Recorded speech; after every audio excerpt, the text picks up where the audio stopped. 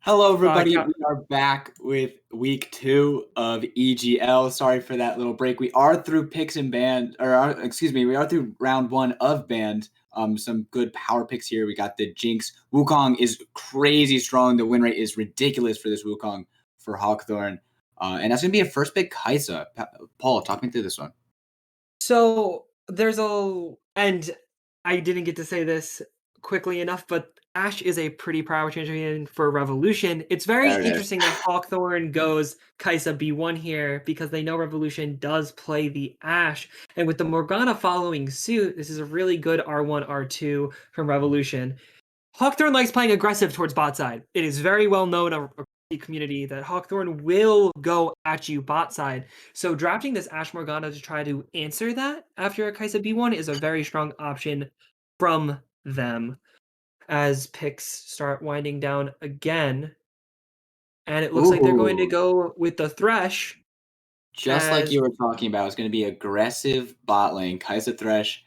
Thresh can have a lot of power over this lane. Thresh has been a good amount of practice in solo queue for Matty Mice on the side of Hawkthorne Esports.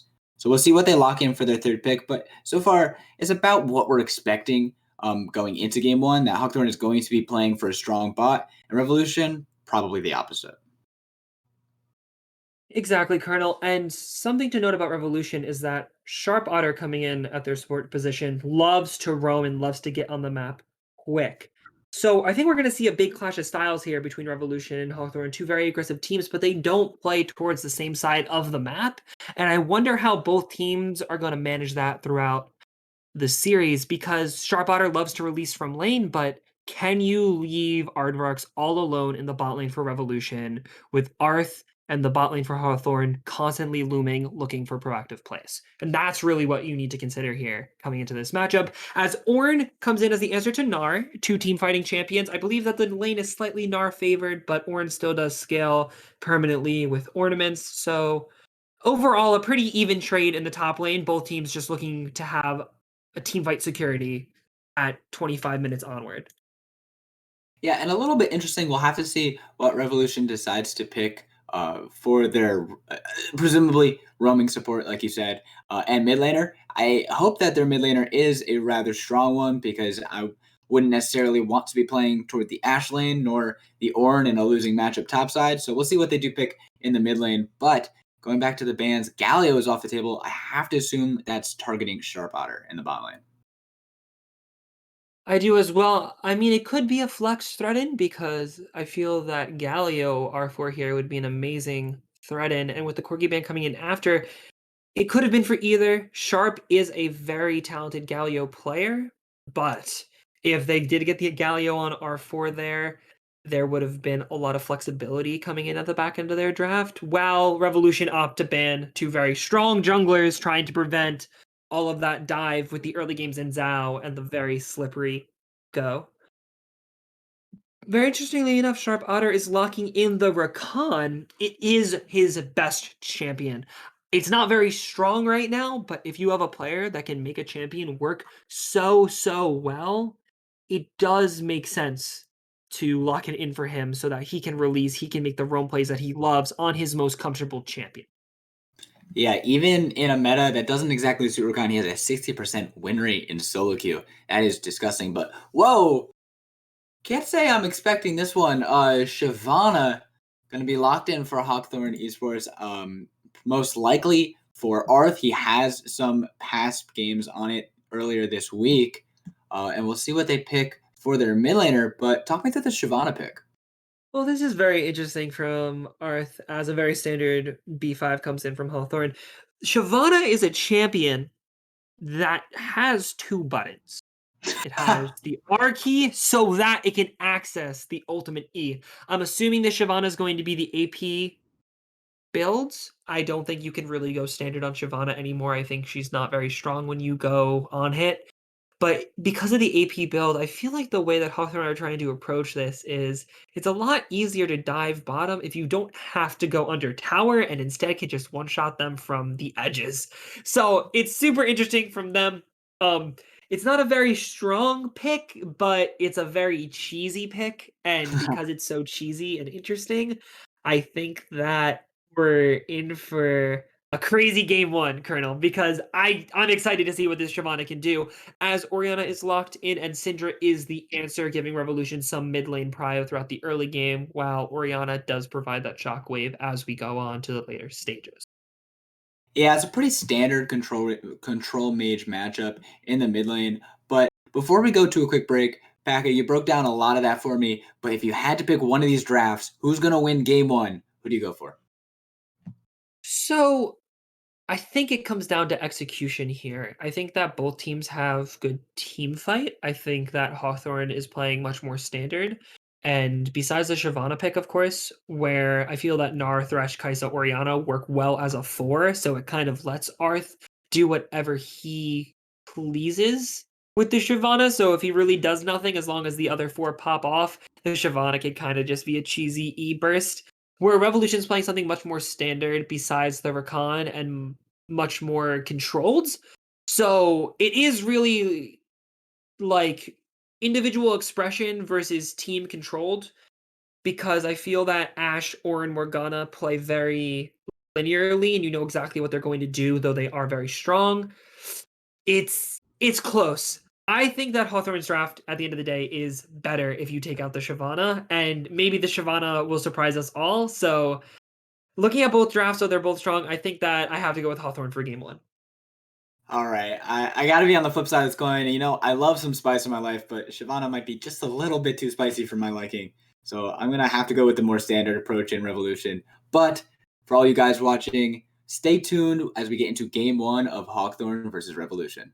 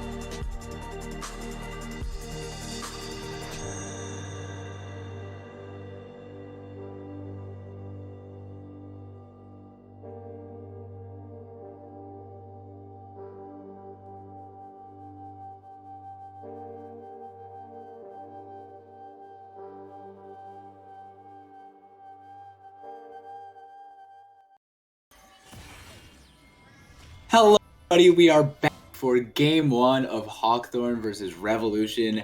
I'm so excited for the matchup. The draft was way spicier than I expected, and we'll see if anything happens in this level one. Paka, I'm so excited to be back.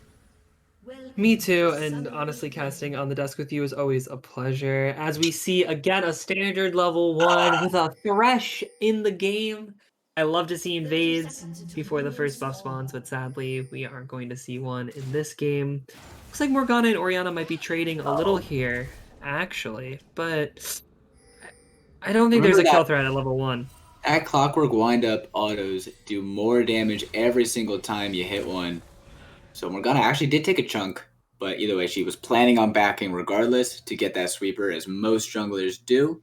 Interestingly enough, Shyvana did not do the same ward start and then backing for a red trinket. But other than that, pretty standard level 1. I mean, there was a little bit of late wards coming down from both sides, warding whatever the other team's weak point was. But I mean, I think that as long as they play off that information correctly, we actually shouldn't see anything exciting, as I believe that both junglers are looking to full clear. My knowledge on Shyvana jungle is slightly limited. I'm really excited to see how Arth navigates this pick, because it could either be full clearing to 6, which makes sense in my head, or it could be the cheese goes on for forever and we see some more level 3 spice from him, because he is a very aggressive jungler and he loves to make plays, especially towards that bot side. I would very much appreciate some cheese. But if we take a look at the runes, it doesn't seem like anything is too out of the ordinary. Everything looks decently standard. Interesting to note that Hawthorne does have 2 teleports, as opposed to Revolution only having 1. Unknown Angel did go for the Ignite for some kill pressure, presumably level 6. As that's a Grand Entrance coming in. Good trade, and the Flay actually misses. That's a great trade in the bot lane for Aardvarks and Sharp Otter. Yeah, and Colonel, it's a very interesting lane we have here, because it is Ashe for Khan, who are 2 very squishy champions, and when your champions are that squishy, they have a chance to just be exploded. But there is a lot of advantages that Ashe brings in the first couple levels of this lane through her range, because she can abuse the Kai'Sa as long as Kai'Sa can't get a isolated Q onto Ashe. So I think we're going to be seeing a lot of action down there, Colonel, as Ashe tries to poke and prod while they all in. Lands, he's going to go in. He's going to get the Flay. Sharp Otter going in with the Grand Entrance will keep himself alive, and that Guardian will stop any previous damage. But Aardvarks actually got a decent amount of trade damage back onto both Thresh and Kai'Sa. Looks like Thresh and Kai'Sa both had to use their pots there. So overall, a decent trade on both sides. Yeah. And some more trading going in the bot lane as First Blood out of nowhere off screen. Oh, and flash forward. That was a great attempt. Flashing the mastery. We will have to check that out. But there's more action in the mid lane. That's a scout of the week. But let's take a look at this bot side. That was another beautiful hook. Yeah, and Matty Mice has been absolutely popping off so far in this game, hitting hooks almost at every turn throughout the first 3 levels. I think that's his 3rd landed already. He's at 1 per level, and I think that it's hard to lose a game if you keep up that rate throughout the game, Colonel. Land the hook, win the game is always a Thresh's motto. But take a look at the jungle. Oh no, Morgana. We'll ignore that one. But luckily enough, because of this early pressure that Hawthorne's bot lane has, they're able to force Morgana off of the Scuttle Crab. This would be Shyvana double scuttling if they're able to hold it, but they're waiting a long time. Shyvana still has to arrive. Now, the reinforcements have arrived for Revolution. We'll see if a fight does break out. And Syndra doesn't have Prio, Colonel, so if they commit to this, it could be danger. They are! That's a great engage! Zion is dead immediately, and now the mid laner is going to be pushing forward as well. That's a good amount of damage, but that's the scuttle taken, and Thresh will lose his life for trying to hold that. That was a very strange play from both teams, Colonel, as they take the fight with a man disadvantage and burst down the Thresh just in time, but they do trade the scuttle, so I really don't know who it's worth. I think it's more worth to get the kill, so it's a good play from Revolution at the end of the day. But nonetheless, it was very strange seeing them hold the scuttle for so long. Yeah, at first I loved the idea of holding the scuttle. Oh no, we'll ignore that one as well. But once you realize that your jungle is all the way back in base, still walking over, it looks a lot more int from that point forward. But Shyvana will get the Drake here. Interestingly enough, she does not have bot prio, but I guess Arth doesn't really care, so he will get the first Drake and will be Cloud. And next up is Mountain, so that's going to be either Ocean or Infernal Soul. Yeah, Arth's jungling style reminds me a little bit of Mundo. He kind of does go where he pleases. I think it's very interesting. I think it leads to very exciting plays because regardless of how good or bad it is, if you take it on a very technical level, no matter what, this man does not like giving things up. And honestly, it does create a lot of early game skirmishes, and I think that Hawthorne's bot lane follows it up really well, Colonel. But over the course of the series, we may see one or two times where he goes a little too far. Yeah, we'll have to keep an eye out for that. But so far, it does seem pretty even in the jungle. He did get the double scuttle crab, but Zygon will be on the same side of the jungle with a wraparound gank just to get the binding. No, that's a great flash, but a successful gank nonetheless for the side of Revolution. Yeah, and I mean, honestly, Oriana dodging out of the way is such a great flash there, Colonel, as she just dodges the Scatter the Weak and the Morgana bind. So I think that actually that's a really lucky, not a lucky dodge, but a really skillful dodge because I feel like Syndra and Morgana have a very high kill percentage there. With that said, though, I think bot lane is going standard for both sides. We didn't really discuss who outscales Colonel, so in your professional opinion, who do you think outscales this? I think if you continue to land these hooks, it does not matter. Aardvark is going to get his cleanse forced out. But looking at the scaling, to be honest, I have no idea how Shyvana scales, but she does have the Dark Harvest. But I really got to say, remember, Syndra's passive is all about hitting level 18, hitting those high levels, along with Viper, the Ornament. So overall, I'm probably going to say Revolution, but it's got to be close. I think it is close, and I think it comes down to the Ashe versus Kai'Sa late game damage, because Ashe is a very strong laner, as we see some hover action going on here. Oh, Grand Entrance will land. Sharp Otter is going to continue, but that's the hook landing. The Ignite is down, and that's the binding landing. That's going to also be the Cleanse Flash and Cleanse Force out of the bot lane. Well done to get both those summoners out.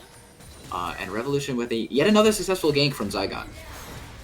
Yeah, and it's very interesting that we're seeing Zygon be around bottom so much, because I thought that they would leave this matchup pretty isolated, as Arth out of nowhere, Colonel. He does and not there's hit. the two-button wonder. That is the two-button wonder of Shyvana.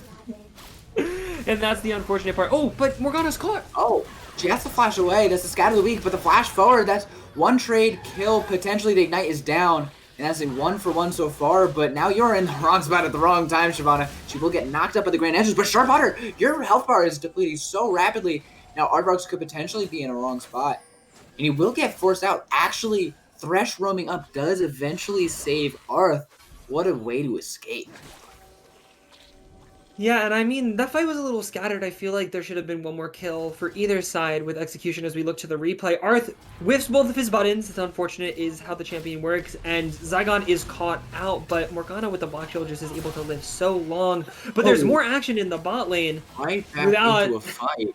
And that's a Lantern over. It looks like it shouldn't result in too much. The Ornhorn from downtown hits the cannon minion. So, hashtag worth, but that is Viper's teleport, importantly. Yes.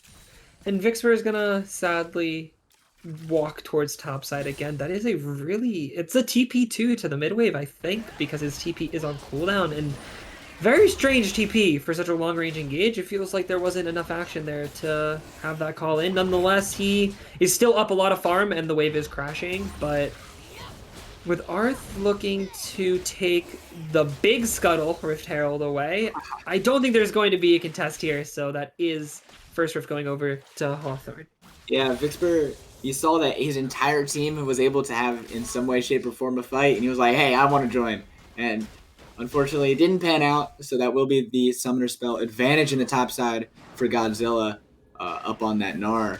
But both junglers are on the top side, as the Morgana is slowly working her way through the red buff. But Gnar does have priority on this top side, so that's why they were able to get the Rift. And now slowly fighting for vision because there is 20 seconds left, excuse me, until the Mountain Drake spawns. Yeah, and Colonel, I would start to talk about how, well, this team has a better early game comp. Well, they should be looking for this around Drake 2 or 3, but I don't think these teams are willing to give any objective up ever unless they absolutely have to. So I think we might see a fight over this Drake, and I think we're going to see a fight over a lot of Drakes throughout this series. Though they are going to use the Rift to build up some artificial pressure, so I think that it might be going down too fast as Morgana is running over and Sharp is grouped with his Syndra to try to pressure it, but it might be too little too late, and they do get the Drake to fall instantly. That's the hook, though. We'll see. The Black Shield does keep Zygon from getting engaged upon, but so far, so well done from Hawthorne. If we take a look at this CS so far, they are in an advantage in the bot side, but there is a 20 CS deficit for Godzilla up in the top side. So getting these Drakes early is going to be really important for them to continue to snowball because they are a little bit feeling the pain up there in the top side in terms of CS. Absolutely, Oh, Colonel. And that's a stun. That's the Ignite. He's going to go down with the Unleashed Power. Oh my god! The absolute burst coming out of Unknown Angel, and she will get a solo kill in the mid lane. Oh, and more action. Enters straight into the Enchanted Arrow, but that's a perfect Lantern cleansing out the CC. They will continue further, but it may be a little bit too far. Godzilla has TP'd in. The hook does not land. The W is in. Killer Instinct going all the way in, but Grand Entrance will knock up counters immediately. Counters is burning down. He will fall to the Morgana pool. He never left, but Arth has arrived. Arth with a double kill. Can he get more? Godzilla going in under tower. He will find yet another, and what a great turnaround from Hawkthorne. And Colonel, I mean, we're going to be saying it a lot this game. The 2-button Shyvana combo just comes in. The R gets Shyvana into the space as we go live to replay. First off, this is a really good setup from Sharp. Zygon cannot land the chain CC, and now they're a little overcommitted here, Colonel. They shouldn't be going this deep when they see the TP channel, but maybe they're not communicating it, and now they have to run for their life. Counters with a little bit overzealous Killer Instinct, but Arth just R's into the middle of them and hits that massive E. And again, Shyvana really just has such a crazy AP ratio on that E where whenever it lands, it can just win a fight. It's a bit like Orianna Shockball in that sense, though, again, a little more infrequent and a little more risky because she has to be committed herself. But Sharp could be caught here, Colonel. Sharp going to be, oh, blown up. Shyvana 302. Only Sork boots completed in the inventory, but it doesn't matter. Sharp Otter is nothing more than a cannon minion, and he'll fall. Yeah, and I mean, now the Shyvana is definitely online, up farm, up kills, and again, Arth hasn't made too many proactive plays, but sometimes all what jungle's about is being in the right place at the right time, and we've seen Zygon all game be bottom more frequently than we thought he would be to try to get this Ashe ahead, and Arth has been there to answer every time, Colonel. And I think that's why we see such a big difference in the jungle at the moment. Yeah, and just like you said, Zygon, after coming bot for so long, as he will be coming in yet again if he does decide to bot's going over, but there is the disengage. To get this Ashe ahead, and check out the CS. It is very heavily skewed in counter's favor, despite all of the jungle pressure that Zygon got, as this Scout of the Week does land, but definitely feeling it in that bot side for Revolution. Absolutely, and I don't know too much about Shyvana, but it's starting to make more sense to me why this actually, let me hold that thought. Is Matty Mice going to look? He goes in, the hook does not land. That will not be found, but I appreciate the attempt. So, Colonel, but if you look at Shyvana's item, she finishes the Nashor's Tooth first. I was going to mention it when we saw the recurve bow go down, but maybe that's why this pick makes sense on this patch, because farming is still the way. Despite the jungle changes, farming is still the more efficient way to outpace your opponent in the jungle, and the Nashor's Tooth does fill a lot of those holes for the Shyvana, making her a competitive jungler on this patch, going this build. So, at the end of the day, I'm liking this pick from Arth. He has it practiced, and he's performing on it well. And I guess because of the Nashor's Tooth, it all works out for him. Yeah, we'll see how we can accelerate this game. I think both of us did agree that Revolution had the slight advantage in scaling. So remember, Arth will have to continue to put the pedal to the floor, and he might potentially be doing just that in the bot lane. He's waiting in this tri-bush. Matty Mice will walk up. He'll try and land the hook.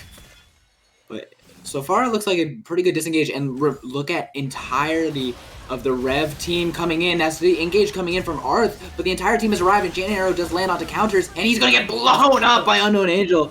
And the TP comes down from Human Unluckiness, but the Shockwave, that's a lot of damage onto Unknown Angel. He's getting so low. That's a good stopwatch to ignore the Ornhorn. Death Sentence does land. Vixper should be able to get out alive, and so many low HP bars for Revolution, but they get out with just one kill. Oh, but there's a badge. There's a catch, Colonel. It could be one binding, more, but the Lantern is there. Can he take it? Yes, he does. But Sharp Otter going in. He's going to get locked up. Oh, no. The quickness was not used well enough. He gets CC'd and shut down. And now it's a 1-for-1. Now Godzilla flashing forward. He wants more. He's going to dodge. Great movement from Godzilla here. And now the flash forward. The Death Sentence will land and death be down for Zygon. And that is a great turnaround from Hawkthorne. And Colonel, the binding is a trap at the end of the day as Morgana binds and screams to her team, hey, we have one more, we have one more. They cost her. Let's look at the replay here to see what happens.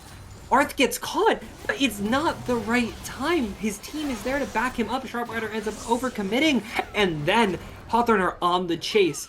This is beautiful movement we're going to see from the Gnar here. Dodging the Scatter of the Weak, and then walking forward more. Flashing, the flash is a little interesting. Dodging the binding, dodging the Orn Cube, getting to go more and more and more, and Matty Mice follows up on Godzilla's fantastic movement, giving them 2 more kills after a winning fight from Revolution that you have to be scratching your head at. Even if you hit a binding, it doesn't mean we go in on every binding, and we see that again and again from teams as they hit these big abilities that end up causing them to overcommit.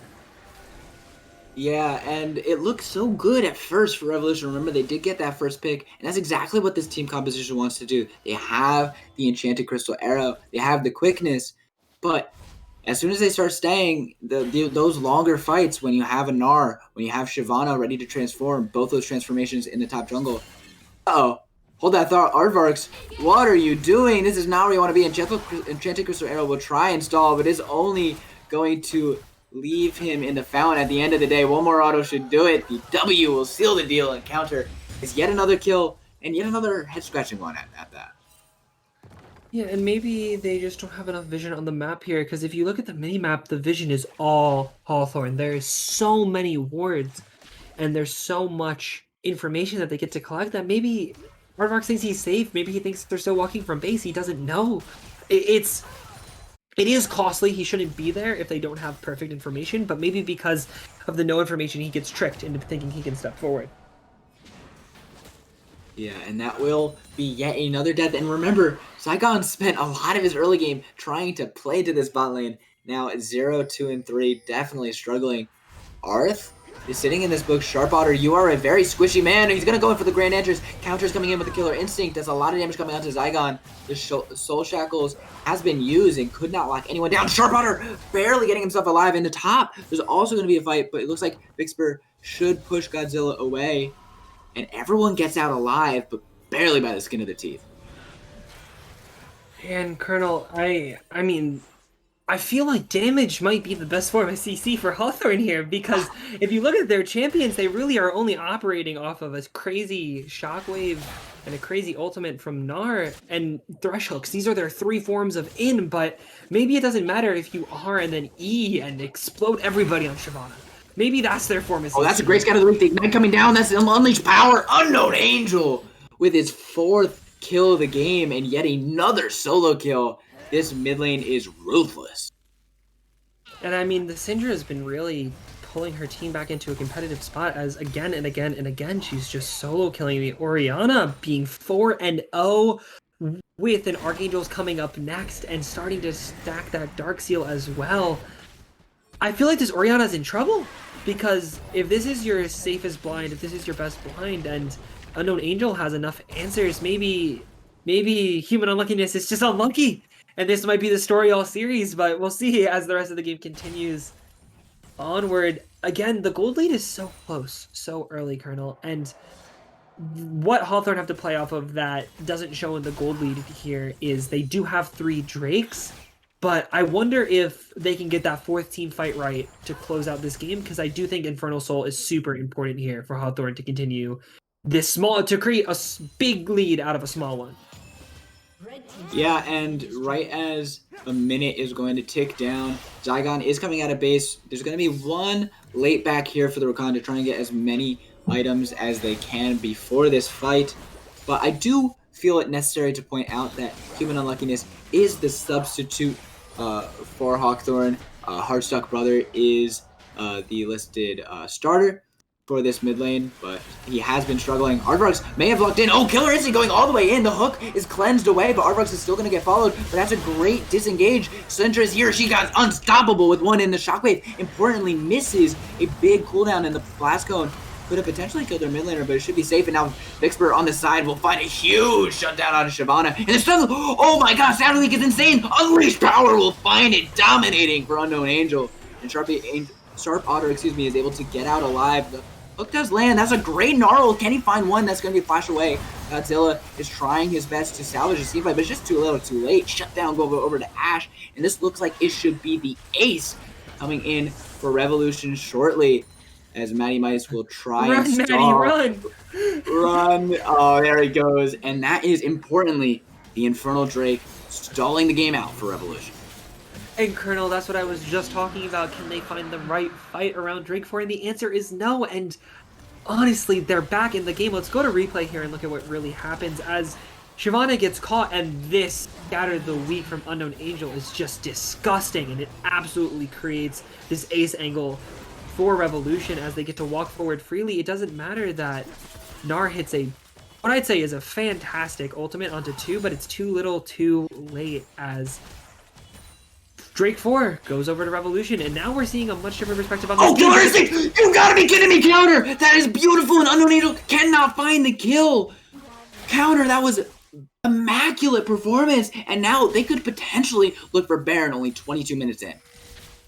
Yeah, and I mean, sometimes Kaisa can just do that to people, Colonel. Kaisa just hits the W and says, it's time for you to die, with that serrated Dirk and the Killer Instinct coming in with the Icathian Rain to follow. The isolated damage that Kaisa can create is why she's such a popular champion. She creates so much agency from the ADC role, and proving that right there. And honestly, Colonel, this game has been so back and forth. I really think that it's going to come down to execution every single fight. But that is a hook. The Black Shield is there. The Flash still coming out. Unknown Angel still going down incredibly low despite all of that being burned. And if Baron wasn't called before, it certainly is now, as Hawthorne will make their way to the objective. But I don't think, maybe Revolution has to back off here, but I'm surprised that Baron is going over for free and we aren't going to see a contest, because this is a really big objective to be giving up at 22 minutes, because it just gives them the opportunity to build up that gold lead again before next Drake. And it falls, Colonel. Wow. Wow. So much back and forth, and hopefully it will continue. Give me 3 games of this right into my veins. This is exactly what I want. But Hawthorne does have themselves a 2k gold advantage. It's probably one of the biggest gold advantages that we've had all game, is because of how back and forth it's been. Now they have the Baron buff to try and extend this gold lead as far as possible before the next Infernal Soul fight. And important to note as the game goes on, we are seeing Ornn and Syndra hit level 14, which is very, very important for Revolution's comp. They've been very, very efficient with collecting experience, and because of that, they're going to start getting their ornaments down onto their important members, and Syndra's passive is going to start stacking up more and more as she starts to hit the later levels of the game as well. And being a level up on both of your solo laners at this point of the game is a very subtle thing of League of Legends that could be very important around this Drake fight as well. With the items being pretty even across the board still, though, Colonel, with I think a lot of the gold advantage from Hawthorne is in this Shyvana. Oh wow! Yeah, I think you're probably right on that, Paul. I don't know why. Maybe you're just that smart, but I agree. Oh, the flash forward! You've got to be kidding me, Arth! With the solo kill. That is disgusting, and he's going over the wall just to do it again. He'll find yet another Dark Harvest brought onto Zygon. The W does land. Counters, he thought about it. He really did, but now this will definitely open up the window to kill this second mid lane tower, and they can continue to push into the base. Arth, you are a psychopath. That Shyvana aggression is insane. Wow, and again, I mean, I guess I said it as it happens that all of Hawthorne's advantage is in this Shyvana, and she delivers. That is insane damage from her ultimate E. That is Wow. disgusting. And now with a minute left until this Infernal spawns, they can rotate down, get this bot lane tower. Remember, the inhibitor was opened up in the mid lane. And now, I don't know if there's any angle for you guys to fight here. Shyvana still does have these E's peppering down, and as soon as she lands one, half of your HP is taken out. Ooh. Yeah, and Colonel, I think that the most notable thing here is that no matter how much Revolution has scaling, if Arth can just kill someone, it kind of breaks a lot of the concepts of League of Legends as wow. Human Unluckiness finds the kill onto Morgana, doesn't even need to use the shockwave. This damage is ridiculous, and the long range damage that this team composition has, ready to be followed up by a Killer Instinct if they need be, is working so wonderfully. Unknown Angel trying to find a Scatter Weak on the side, but that's what Ornhard going to be called actually. Death Sentence does land. Shockwave going to be onto 2. Gnar coming in as a massive Gnar ultimate, and Unknown Angel will fall. That was their only hope. Sharp Otter soon to follow. Counters is trying his best to get there. And Colonel, that's the game. But that should be the game.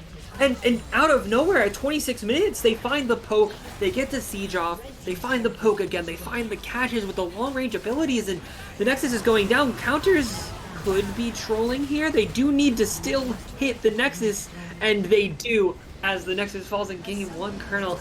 And wow, just like that, they find the long-range poke, catching out, I believe it was Zygon, and it just leads to a snowball as deaths keep rolling in, and I need to see the Shyvana damage at the end of this game. Wow! Disgusting. A double everyone except for the Syndra on the enemy team. That is the epitome of 1v9 gameplay coming out of Arth. What a great game. They didn't even need the Infernal Soul. The damage was just too good. They played that fight exactly how they wanted to. They didn't pull trigger until they knew they were going to win. Really well done from Hawkthorne. Absolutely, Colonel. And part of me does want to see what the Shyvana looks like with the Infernal Soul, because I think this might not be a hot take. We will not see the Shyvana again this series. I don't think it's a little bit of a hot take, Colonel. A little bit right off the grill. But I don't think we're gonna see it again. I know. After it absolutely carries game 1, it's close. Crazy prediction. I'm not sure if I can agree with you there. No, but I expect that on the ban table. But we will be right back as we get into draft for game 2. Stay tuned for Hawkthorne versus Revolution. Don't go anywhere.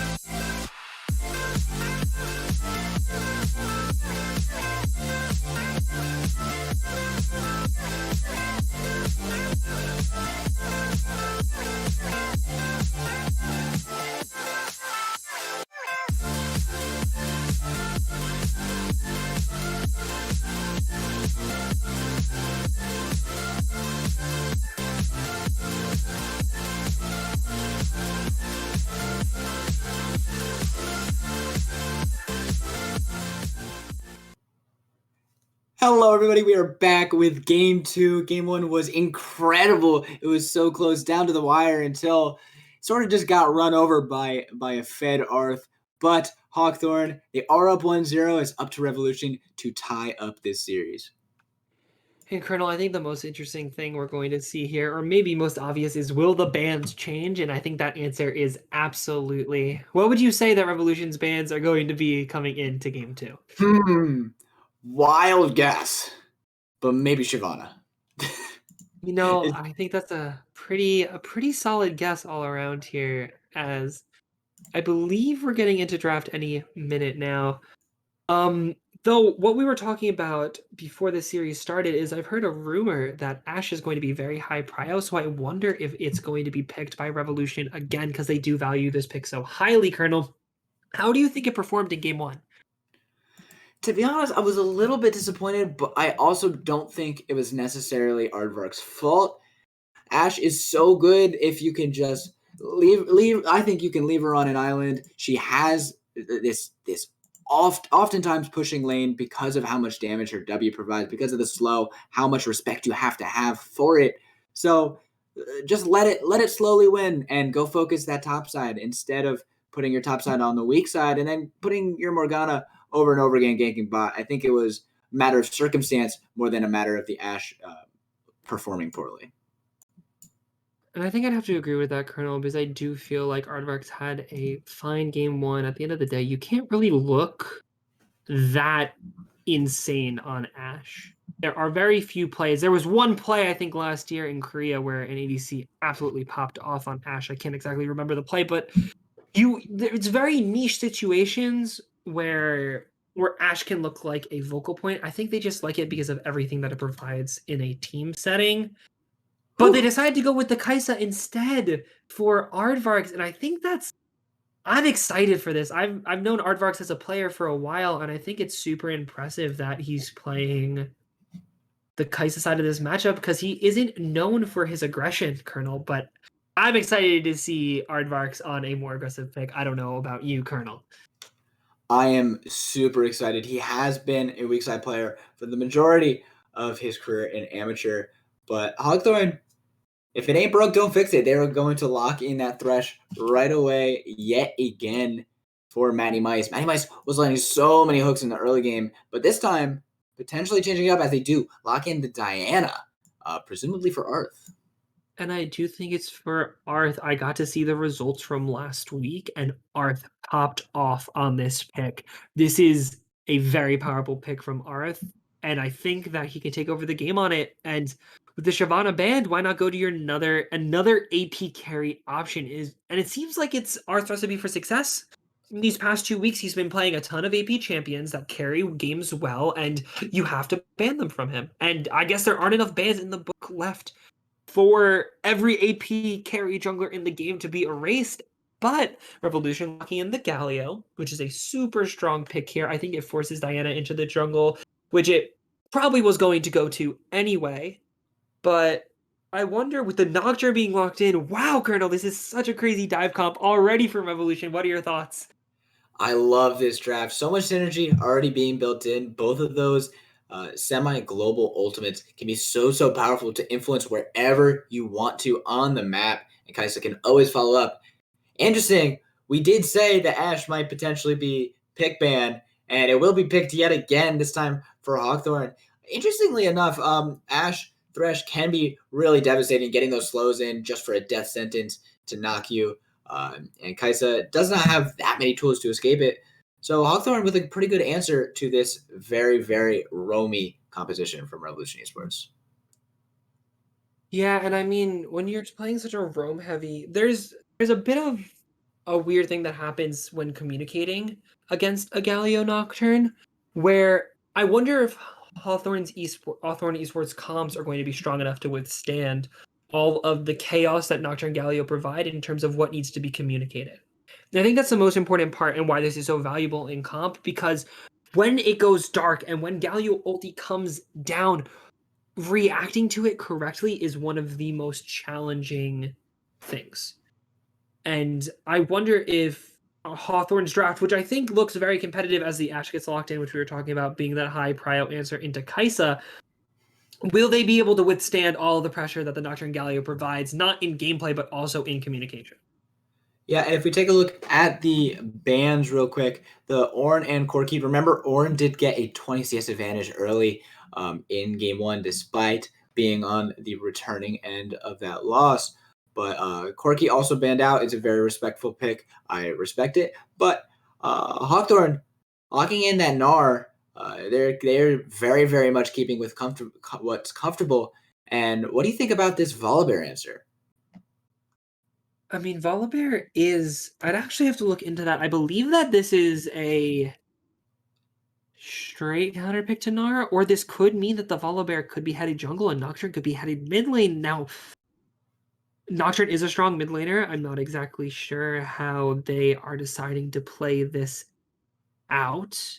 There's a lot of options for Revolution. I need to see the last pick locked in, and it is Fizz mid, so that does mean that it's standard Volibear top, Nocturne jungle, and I believe that this matchup for Volibear is 50-50. It isn't a pure counter pick. It isn't the worst option as well.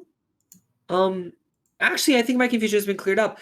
I'm interested. I wonder if Volibear's comfort here, because Gnar actually does have a favorable matchup into Volibear. I'm very confused as to why they would lock it in if it's not very, very, very heavy comfort for Vixper. So we'll have to see how this goes as the Yasuo gets locked in Oh no R5 for the way! Diana Yasuo Wombo combo, and that is absolutely it just creates so much chaos as the last pick here for Hawthorne, as they're not going to give up on the aggression that they plan on bringing. Yeah, absolutely. We did remember in week one when Hawkthorne did beat Monkeys Rising, actually, 2-1. They did use this combo as well, and it worked out so well. So going back to what they have found success on, and a lot of that comes from this jungler. Arth has been absolutely popping off. Every game I've seen of him, he has been 1v9 carrying and setting himself up for success with this combo in the mid jungle 2v2. And I mean, again, I think that Hawthorne just never want to take their pedal off the gas ever, and I can really respect it.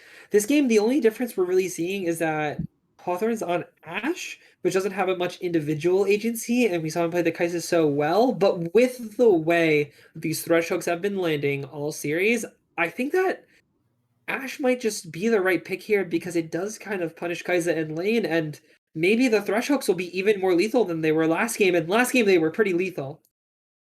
Oh, yes, they were. But I'll do it to you one more time. Give me a prediction. Yeah, you see the draft. You see all the power picks being locked down. Who do you think is going to take game two? Colonel, I think that Arth looked fantastic on Shyvana. Arth looked fantastic last week. He's on the Diana, and I don't think comps matter when you're such a powerful jungler in this league. I think that we're going to see a Diffy in the Jiffy. I don't think comps matter. I think both comps are competitive with that said, and I think that Revolutions might even be a little better, but doesn't matter when Diana can just hit that nasty 4-man R and Yasuo can just follow it up and kill everybody before you get to play the game. And I think that answer is no. So I think this game's going to go to Hawthorne through a crazy jungle carry, Colonel. I agreed with everything you said until you said that answer is no. I think Revolution, you did say that their team comp is probably a little bit better. I'm hoping no Diffy in the Jiffy. I want 3 games of the same madness we had in game one. That was an incredible game. I think Revolution have this one. I'm excited for this spicy Fizz pick in the mid lane. But we will take a quick break before we get into game 2 of Hawthorne versus Revolution. Stay tuned.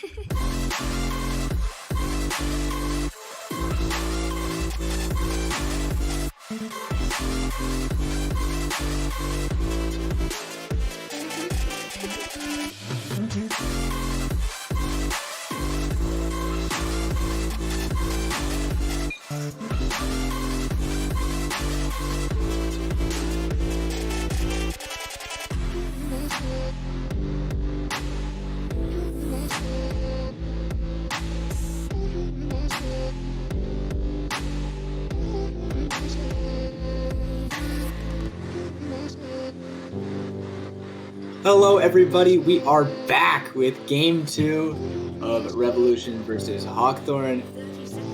Apparently, no spicy invade yet again, unfortunately. Oh, maybe I spoke too soon. Sharp Otter might have walked in a little bit too far as Ash is here to slow him. No. Actually, could be a lot of damage. He's going to have to get taunt first. It's still taking a lot of damage. Ash is continuing to hit, so she can flash for the auto. No, he's going to be flashing away from Sharp Otter. That is... what a way to start for game 2, unfortunately. Yeah, and that is so costly for Sharp Auto so early because Matty Mice just hits these hooks so consistently in lane, Colonel, and when he doesn't have flash, I mean, Arth is starting red side, pathing down. It's already looking pretty doomed, getting to see how they are setting up for this flash being burned, and Sharp Otter has to play with a bit of a survival horror for the next 5 minutes before his flash comes back up and he gets to play the game again. Yeah, we'll see how he does there. If we take a look at the jungle, Volibear is going to be starting leashless on the top side. Diana will start on the top side as well, so they both will meet each other on the bot side, but Diana should be a little bit quicker as she actually takes one camp and then goes straight down to her blue side camps. And Colonel, I think that we're kind of dodging the more important point. It is Volibear jungle. I was very confused when the Volibear got locked in as the answer to Nara because I thought the matchup was bad, but I didn't think a team would counterpick themselves. But it's because it's that Nocturne top, Colonel, and I think that makes it very interesting to see because Nocturne top does do very well into Nara. It also provides such a crazy skirmish at 6 minutes for Revolution because, I mean, Fizz, Volibear, and Nocturne at level 6 in top river sounds absolutely unbeatable for that stage of the game. So, I mean, I really like the draft from Revolution. Again, I do think that, again, we're on the opposite side of the table in terms of our prediction because I just think Arth is way too good at the video game. But again, I mean, I love the ideas coming out from Revolution here in this Game 2 draft. Oh, what an interesting gank angle.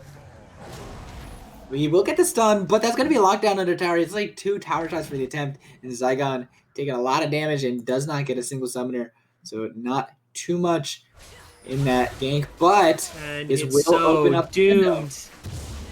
Oh no, Colonel, and that's the hard part about ganking level 3 because the Yasuo is going to get the red buff as Diana even looks onto Fizz. He just found out, but he might have found out just a little bit too late. A lot of damage is coming down.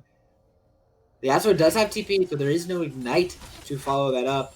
There is 2 TPs on the side of Hawthorne versus 1 for Revolution, exactly as it was in Game 1 as well. And now Zygon, he's finding all of his camps gone. He will be able to get the stun. He's going to get a good amount of damage with the Sky Splitter here. But Arth is able to escape so far. That's the Ignite coming down. Fizz is doing a lot of damage. Flash forward, first blood for Unknown Angel. Played that perfectly. And Revolution off to a great start. And again, I was about to praise Arth for the fantastic pathing going to the red, punishing the Volibear, giving the red over to Yasuo too to give him an even better lane, but then suddenly Volibear gets to turn it with the Fizz as they get a little too greedy, and now Human Unluckiness is in a 2v1 Colonel.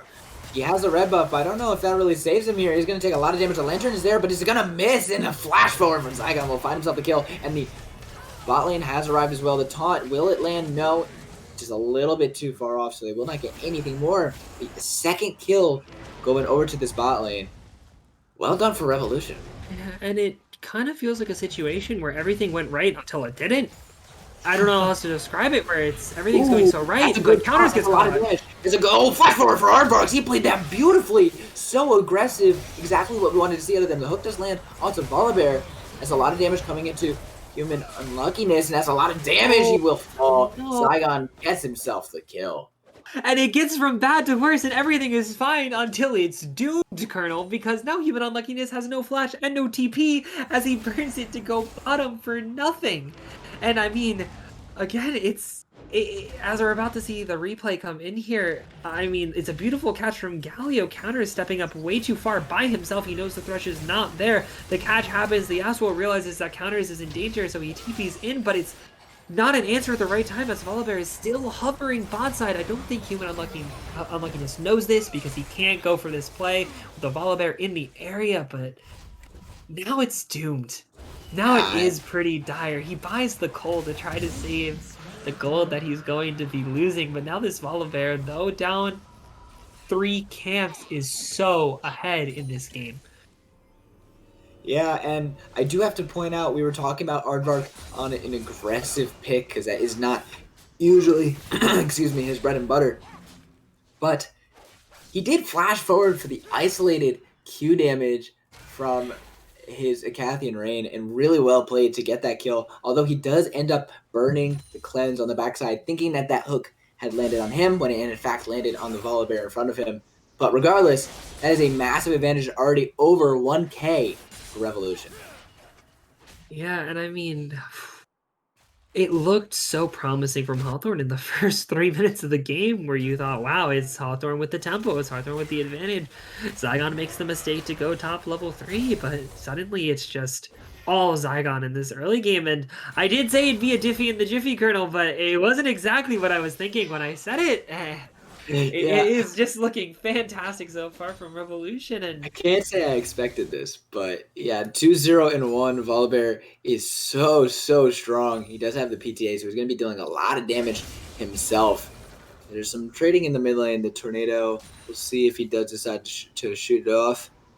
But if we take a look at the lanes, Gnar has had very consistent priority in this top side. So as soon as this Rift Scuttle spawns, they'll be able to get it pretty easily, and that could be the first window that we see Arth sort of get back into this game. absolutely here. And Volibear's on no vision. Patty Mice is stepping up. Oh no, not again. Finally cues, all the damage is there. That's a good play. The taunt will be there. Aardvarks gets the last kill, proccing the plasma, and he will find himself yet another kill. Now 2-0-1 for himself, although he is down just a couple bit of CS. Doesn't particularly matter when you have this big of an advantage already. Ooh, and I mean, Human Unluckiness dancing around there. If that tornado lands, it is a solo kill. But I think something we have to note this series is that Human Unluckiness with the counter pick is playing much better than we saw him on Blue Side Game 1, because Unknown Angel really did bring it to him. The Cinder pick was fantastic. The solo kill rate was so high. I believe we saw 3, potentially 2 that game. But now with the counter pick, it seems like Human Unluckiness has had his lane under control, but the autos on autos. The hook's gonna land, that's really well done, but the cleanse is bursted out. They might be able to just turn it, they do. Sharp Otter, does he burn? No, he's gonna survive. Now both DPs coming down. Godzilla will arrive just in time to watch, but he does have Mega very close. He's not able to look any further, but it looked so promising. But even then, Revolution continued to find advantages. And Colonel, I can't believe that no one falls there for the Revolution. It's the re-in. Expert is going to look in with the paranoia. The Lantern is there, and now he might have actually overstepped. This could be Hawthorne finding their first advantage. This Godzilla is going to continue to push forward. Will not find anything else. And it was close. Unknown Angel, he should be able to hop over this wall, no problem. As soon as he gets the cooldown, there it is, and he's able to get away safely. But a dicey situation, but so far Revolution still go unpunished. Yeah, and Colonel, I wasn't going to say that we're actually going to see a perfect game here, but the perfect game dream does stay alive, as I can't believe that Kaiser or Galio didn't fall there as they get pulled on first, and it looks so good for Hawthorne, but suddenly the burst from Kai'Sa is just too much for them to handle.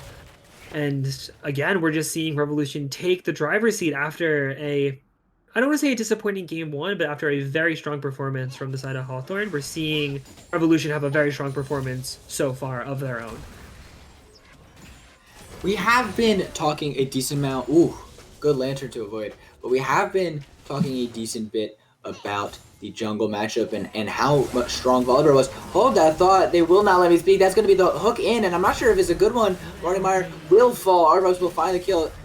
The jungler is here. He does have the Stormbringer. He'll turn off the turret. The stun is there. Is double kill going over to Arvox. There's no outplaying that. Unknown Angel almost finding himself on the end of a solo bolo in the mid lane. But again, Revolution continue to find more.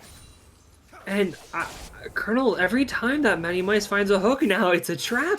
I mean, Zygon's been playing towards bot side all series. This isn't what we were expecting in the pregame when we were talking about what we thought both teams were going to play to, but Zygon is bottom. At every corner, Matty Mice turns back in to look for the hook here, and it looks so good for the side of Hawthorne, but if your jungler's always potentially overstaying here, he will be slaying Arth, finding the first kill of the game for Hawthorne. Now Aardvarks is in a bad spot. Oh no. Game has frozen up for us, but Aardvarks is going to be able to escape. Doesn't have to burn too much else, but a very dangerous situation, and he does lose his support. And I mean, that is the perfect game dream falling apart. Again, though, this Kai'Sa being 5-0-1, this Volibear. I don't want to say ahead anymore because, again, Arth's pathing has been so efficient all series that I think Arth has definitely willed themselves back into the game. As we see, the gold is even in the jungle, and all of the early game advantage from Revolution is in that bot lane. I just wonder how Revolution plan on. Oh no! From the water is going to be used. He does not land, and now it is going to be the double knockup from Yasuo. He has a lantern if he just so chooses, but he does not take it, and he will die for it. The hook does not land, but Ash Arrow will. Now Sharpar will be next on the chopping block. A great turnaround for Hawthorne after a couple misses from Revolution. And I mean, Colonel, it's an interesting play to go for when you know that they've just killed Dragon, but there's more fighting in the top side. I don't think anything will come to this, but Godzilla committed his jump. That hop is not what you're looking for, and he has to burn his flash for it. Ash is here, so they could potentially look for Arena if she could get some slows off, but it doesn't look like should be able to. And now is a lot of damage on this bot lane tower. Should be able to get a decent bit. It should be some turret plates as well. And Aardvarks will continue to get stronger. He's 5-0-1, but Hawthorne is starting to fight back. Absolutely, Colonel, and it looks like Viper has a decent solo kill angle here. Again, the action. Further, more autos. Can he get anything more? The Q is there. He does have the ultimate. He's going to look in. He finds the vision. Can he get it? Yes, he can. He does not take another tower shot, importantly, and Vixper will get out alive with the solo bolo up in the top lane. And Colonel, I feels like we don't have room to breathe here as the action never stops. As these teams always go back and forth at each other. These early game skirmishes have been insane all series, and it seems like we're in for, honestly, just, again, another intense series between two insanely aggressive teams. Absolutely. We've had a kill a minute and a little bit above that for both games for the first 10 or so minutes, as would potentially be a fight here. Galio is arriving, but he will not be able to get in close enough to find that taunt. The whole team has decided to show up in the bot side. Ash getting a little bit of poke damage, but should not result in much. And they do finally spot out the jungler there, although he would have walked on a ward just moments later. Yeah, and with, again, it feels like these games aren't really decided on gold advantage anymore. When we see a team come back into the game, we see the other team outplay. So even though we see a 2k gold lead this early, Colonel, and we're about to see more with this Rift definitely leading to first tower, it feels like Hawthorne aren't out of this game, despite the scoreline being 10-3. Absolutely. I feel like everyone has a chance, especially when you have this Thruk. A death sentence is a death sentence regardless of your scoreline if you can get the right hook. As Volibear is still here, both junglers are here. The Killer Instinct actually going in. Galio ult. That's the Stormbringer as well. Stunned up, locked down, shut down, dominating for Aardvarks. And now the jungle might be in contest. Unknown Angel is going to use a lot of damage here. The damage just continues to come through, and Fizz will find a kill using And they that can't jungle keep water. stepping here, Colonel. Human Unluckiness is in a dangerous spot, and he's going to get engaged on, and Matty Mice is still... Hawkthorne, get out! You've lost too! And they just... Colonel, it's something I talk about every single week when we're casting here, and teams don't know when to cut their losses, as Human Unluckiness is still stepping on a wave that he's not safe to get. He does get out alive. But Colonel, again, these teams, I wonder when aggression is too much for these teams. It's something that I always have to consider when watching these games. These teams love to aggress onto each other and love to make plays onto each other, but when is it two coin flip? And I don't think these teams fully know that answer always. And I think it leads to exciting League of Legends. That is the last breath coming down. Ignite going to return onto Yasuo. Yasuo does not have an Ignite of his own. Potentially could have looked for the solo bow if he had it. Ooh, Enchanted Crystal Arrow does not land. And Unknown Angel will stop his back to collect this wave, but that was really close to Unknown Angel finding his second death of the game. Yeah, and Colonel, again, Arth in the jungle here. Maybe Sharpwater is in trouble. Sharpwater is caught in.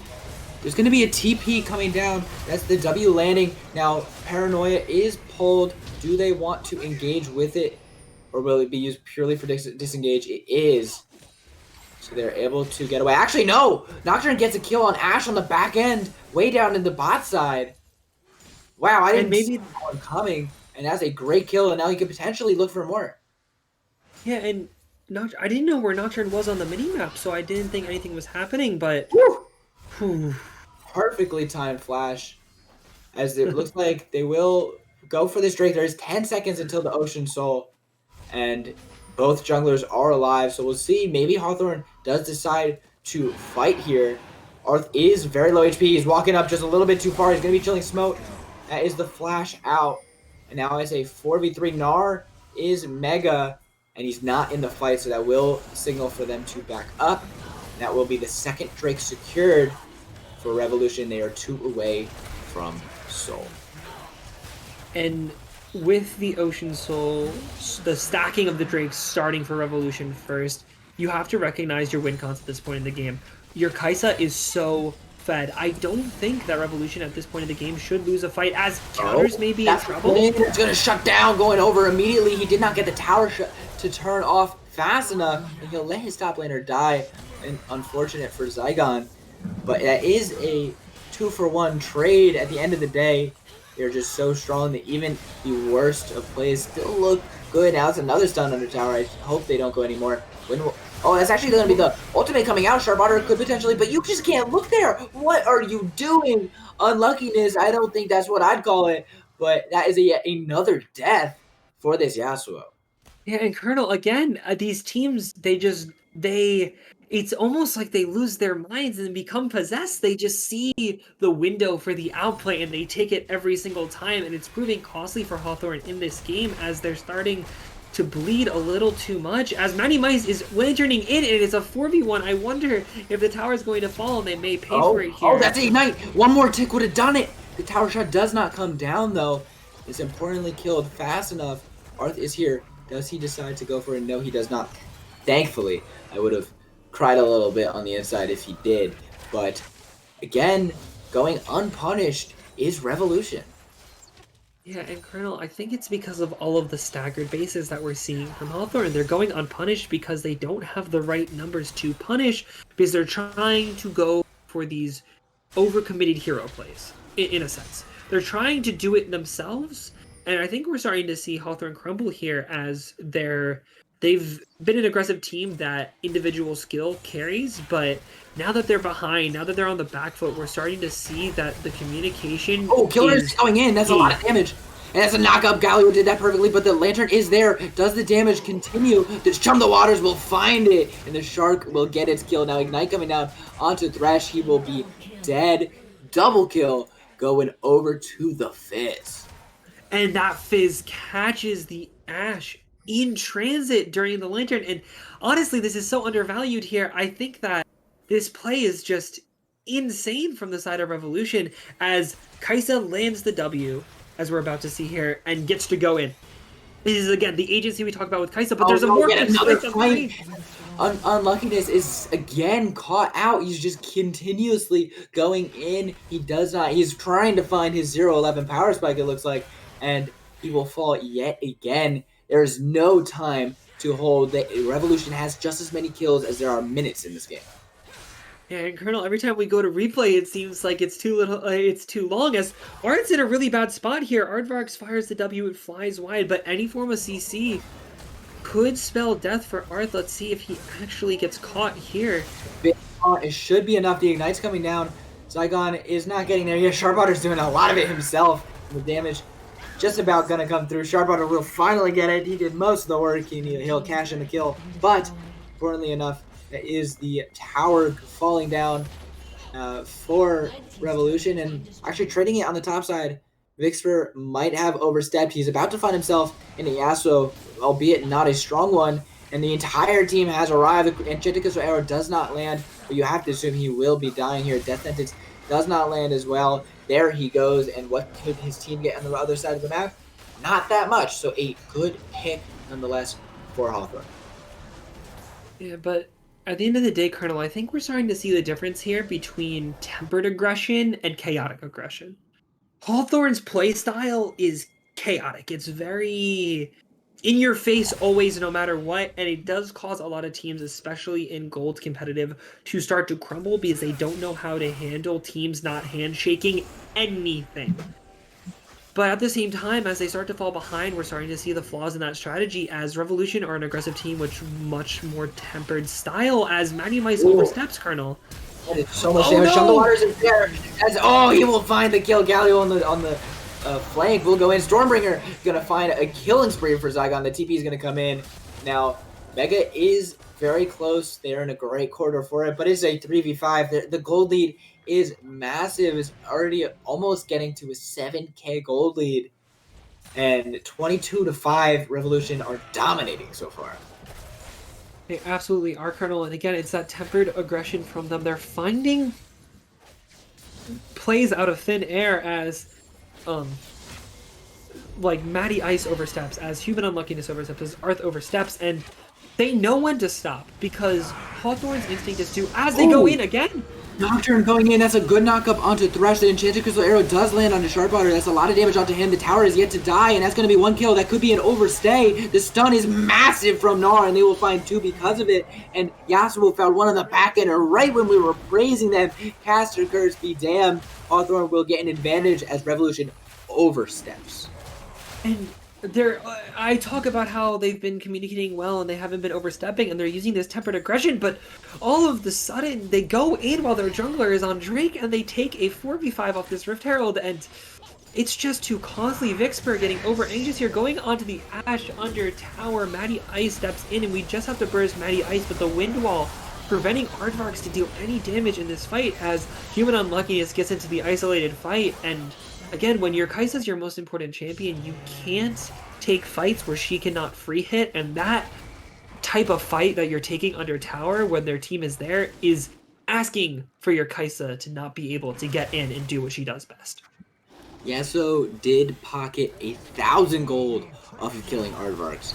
700 bounty plus the 300 you usually get. That is a lot of money.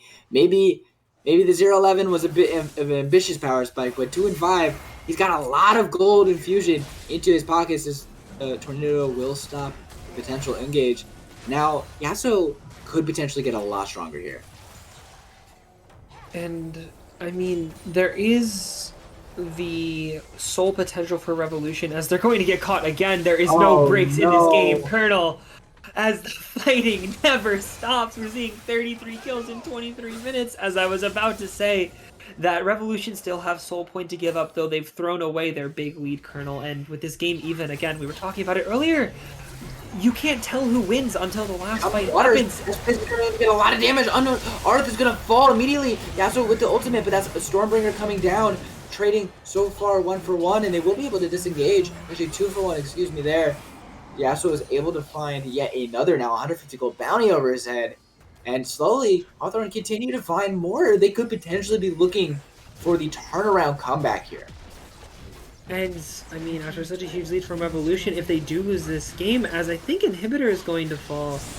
Or maybe Oh, not, that's doesn't engage, paranoia Colonel. going in. Galio with the Grand Entrance. He will find, oh, massive. He will find 3, and that's going to be a huge amount of CC. All of them will fall. Double kill going over to the Fizz. Yasuo will find 1 before he dies. He'll dash around, but only to his grave. Galio finds a kill, and that will be 2 for Revolution with the delayed ace. And Colonel, we're 2 team fights off the kill counter, doubling the game timer. And I mean, again, I think both of these teams are just, we're starting to see the ugly side of what 2 aggressive teams can bring, as it's constant fighting, constant chaos, as it never looks like it's a bad time to fight because both teams are always looking to fight. And I mean, again, a beautiful moment from Sharp Otter off the engage of Zygon, and Vixper gives them the shutdown. And again, with the gold lead back in their hands, now the win con is Soul here, because no matter how aggressive you are, it's really hard to beat a team with Ocean Soul, especially with a Mountain and 3 Oceans, because that's such a good roll of 4 Drakes for them, because 3 Oceans is just so powerful, and a single Mountain does do a lot to champions that are very bursty, like Diana and Yasuo. And it kind of nullifies a lot of Ash's potency, as she is a lower damage AD carry as well. So, I mean, again, a really good roll of Drakes from Revolution. And if they can obtain the soul here, that will be the cost of the game. With that said, it is very sloppy from both teams, as it seems that team fighting never stops. With Vixper, I think he's caught. That's the flash Ooh. hook immediately into the spell shield. You hate to see it for Marty Mice, but that's Oh, the no. injection Crystal will land. The knockup does not. Chum the Water is coming back onto Marty, and that's going to be the paranoia going in deep. All the members are there, but Diana has peeled it backwards decently well. The team could not arrive to help Nocturne, and now they will fall 1 by 1. 2 kills already being poked out. Artbox is not able to free hit, just like you said. Now he's going to be run down. He's going to kill her instinct to try and win the 1v1, but he cannot win it. His entire team falls, and Hawthorne could potentially win this series 2-0. And even with so much certainty in the outcome of this game, Colonel, out of nowhere, Hawthorne's aggression, it doesn't matter how much gold you're down, how many objective fights you lose, eventually you're going to find the right pick. And it's a 2-0 night for Hawthorne, as we thought we were going to go to a game 3 almost definitely, and they, again, I mean, I guess my prediction was right, but at what cost? At what cost, Colonel, as it's just chaos as the Nexus falls. Wow, what a win from Hawthorne. You know, you have to feel bad about this if you're Revolution. You had the game in your hands, but give a lot of credit to Hawthorne. The aggression might not have always worked. It might have hurt them time and time again, but if you try enough times, insanity is not the end scenario. It is actually a win. 2-0, they will get the comeback, and just really well played from Hawthorne there. Yeah, I mean, over the course of the season, I'd love to see both these teams clean it up. I am so, so happy that we're seeing 2 teams that are so focused around aggression go at each other, and I'm excited to see where these teams develop, Colonel. But again, that game was a bloodbath, and we love to see it. It is so exciting, but as these teams progress in the season, I'm excited to see how they develop and how they learn to hone that aggression into cleaner games throughout the series. Absolutely. As soon as either of these teams starts to clean up the edges, starts to know when to pull back and when to use this aggression that they're so good at, these teams will become incredibly scary as we go further throughout the season. But Hawthorne win 2-0. Packball, anything left to say before we sign off on this stream? It was a fun one. It was a great one. Honestly, I'm shocked that we are going to a game 3, but nonetheless, it was fantastic casting you with you, Colonel, and I'm excited for next week as we can bring you more EGL content. Thank you guys so much for watching.